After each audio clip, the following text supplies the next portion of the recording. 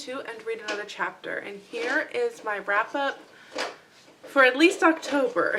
I don't know what else I have accomplished, but this is definitely for October. Okay, so it's been a few months. Honestly, I kind of have realized, that was a weird way to put that sentence. I have realized that I am in a little bit of a reading slump. I also am babysitting, and so there is just a lot of chaos going on, but I'm filming when I can, and I'm grabbing those precious moments, which gets me back into the reading slump. I thought I just haven't found the book that's gotten me out of it, but I think it's a combination of just being so busy. So at first I was like, I'm just too busy to read right now. So I'm choosing the books that I really want to make time for, really want to focus on. So quality books. For example, something like this. This is a book that I've been trying to sit down and read. Not only this one, but Mary Pride's book. Mary Pride was kind of a feminist turned filmmaker. I think she wrote The Way Home and then All the Way Home, I think, are the two names of her book. So, you know, I've been trying to do that kind of like, well, if I have precious little time, let's make it worthwhile. But then I was finding that I am so exhausted that I kind of wanted the reading time to be downtime. So I was kind of going back and forth, and I think it's what kind of put me in the reading slump. Oh, so I do have a few books. I have not gotten very far as much as I would have hoped on reading, and it's going to be a very short video, mainly because I have babysitting I need to get back to. And the books that I have read, I have done a project for that will be in its own video, and I have a DNF and I have a completed book. I have read more than these, but a lot of them were books for editing purposes and review purposes. If you want to see more of my reviews, you can go to sadbusterliving.com. I'll leave it linked down below. And I am a reviewer for Celebrate Lit. Alright, so with that said, I will get in it. The DNF, right off the bat, I decided sci-fi, I was thinking, okay, sci-fi, Out of the Silent Planet, C.S. Lewis. Maybe for a sci-fi book, this one is the one that's going to be it for me. People that don't like sci-fi tend to enjoy this book. I've given up. I have no desire. It's just not for me. I'm not even gonna attempt it anymore. So this is gonna go. I'm tired of trying the sci-fi genre. There is one exception to that. I would almost wonder if it's like sci-fi fantasy. And that is No Space Like Home by Del Tunnicliffe. This one is, I believe, a science retelling of The Wizard of Oz. And I haven't read this one yet because this was a dear friend of mine that wrote this, and she has recently passed away. So this will be a fun one. But I am looking forward to trying that sci-fi book.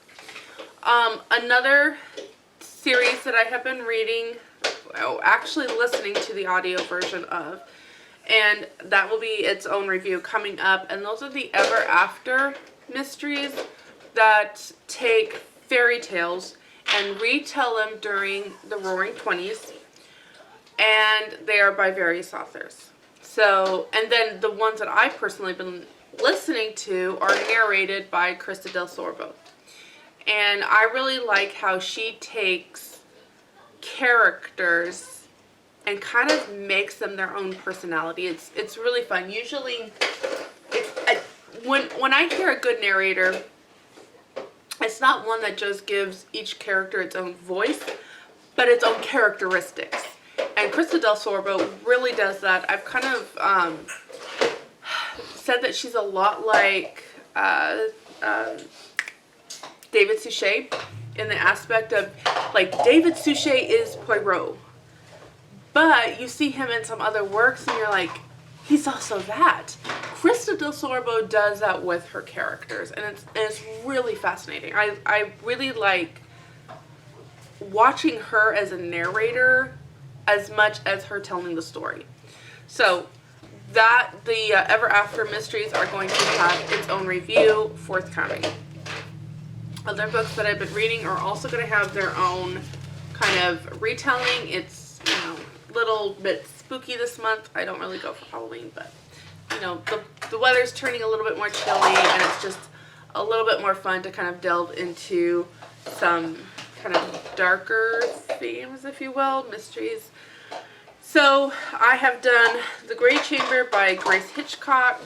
I've done The Yellow Lantern and The Pink Bonnet. I will give you this. The Gray Chamber was a really hard one for me. And that's all I'm going to say about that. So I've been reading those, and again, they will have their own video forthcoming as soon as I have a little bit more time to film it. Then the last one, this will probably have the longest review here for this.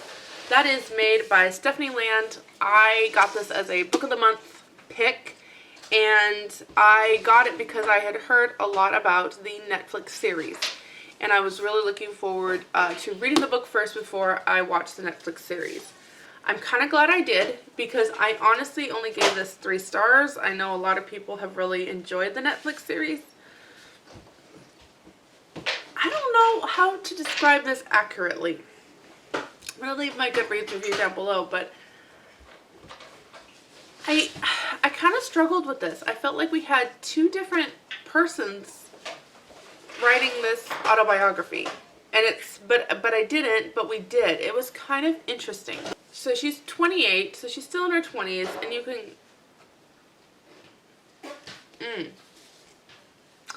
How do I adequately do a review on this? I did not dislike it.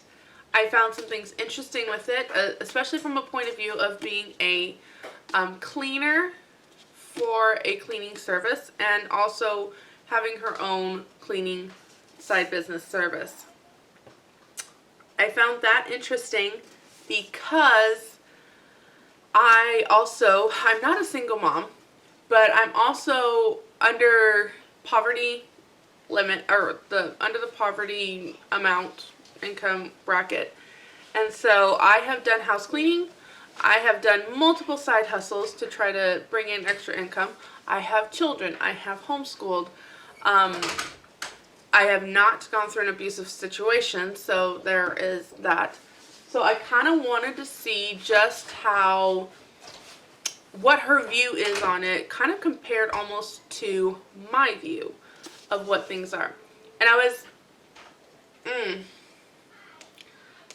I almost felt like she degraded herself more than what those people around her did. Like, she was the one more talking bad about it than anybody. Like, there is a stigma with people being on WIC and being on government assistance and things like that. My other channel, Southwestern Living, I kind of go into more details about that from my point of view, and I know there's a different point of view, but it was weird because it was kind of like this badge of honor that she would carry, but it was also this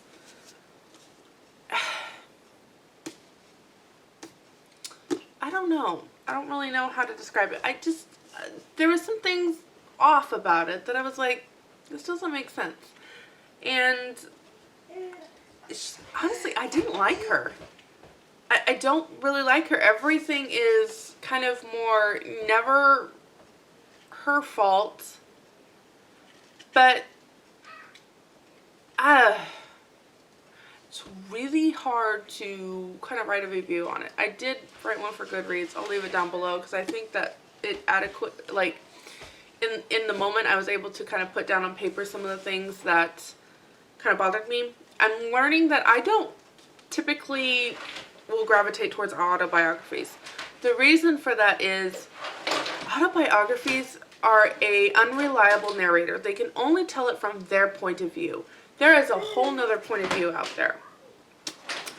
Some of the things that everybody liked about the Netflix series was how it talked about domestic violence. you get a short blip of that in here. It isn't so much about the domestic violence as much as it is her years as a cleaning, and she goes through all these different houses and kind of what her relationship was during that time with life, with her family that she never spoke to, with the two guys that she was with everything. And I don't know, it just, okay. Again, I'm only getting one perspective, so my thought is, what's the other perspective? What is somebody looking out and seeing? So there was that. There was, sorry, background is kind of distracting me, but there was the whole, I am so confused as to how long of a span this goes, because we have a point where her child seems a little more mature because they were in this accident, and her child basically, you know, says, "Mommy, is it all my fault because you went and got my Barbie?"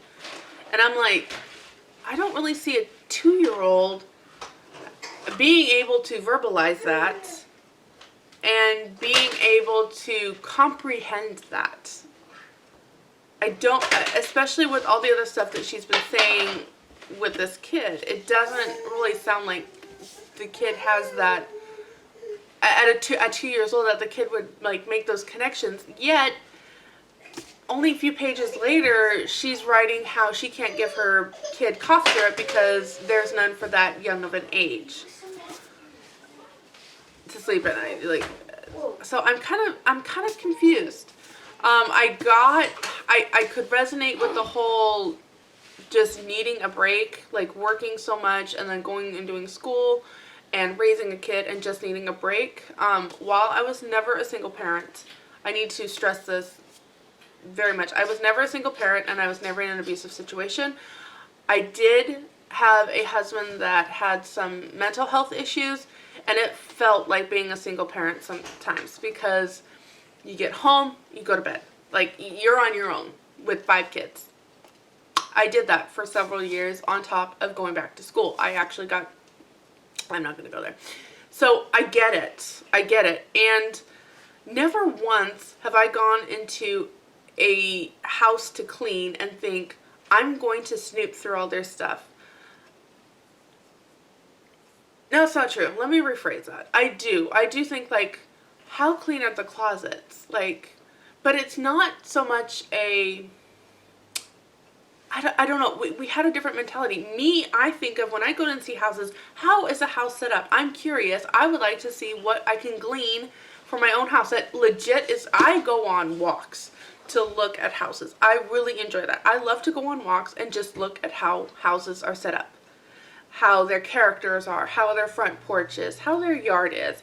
And then I put in my head kind of a mental picture of what I imagine the inside to look at based on what I can see in the front window. I'm just that weirdo. I like to do things like that. I would really enjoy being like a fixer-upper and getting to kind of set up things, but that is not my forte. I just like to look at it and do it. I would not be very good at it.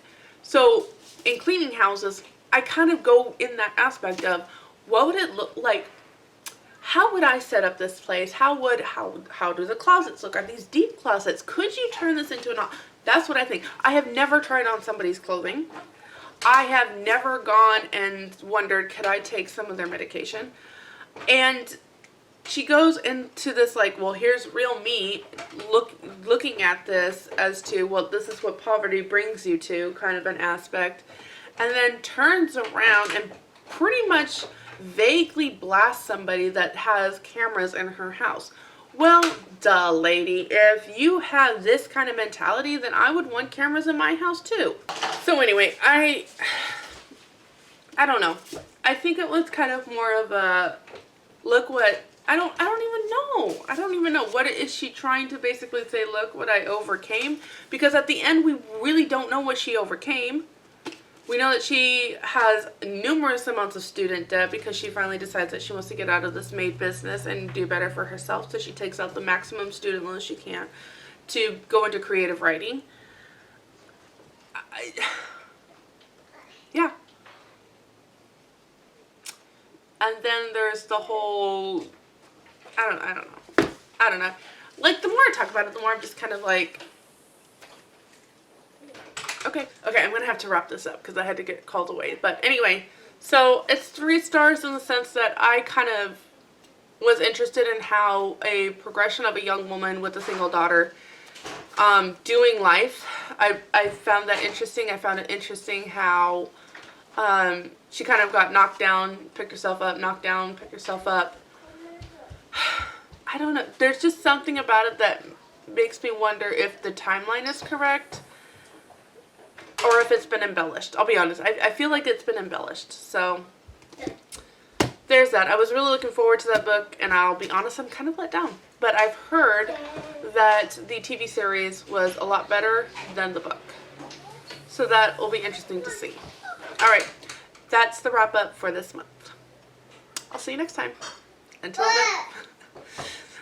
then, have another cup of coffee. I'm about ready to. And read another chapter.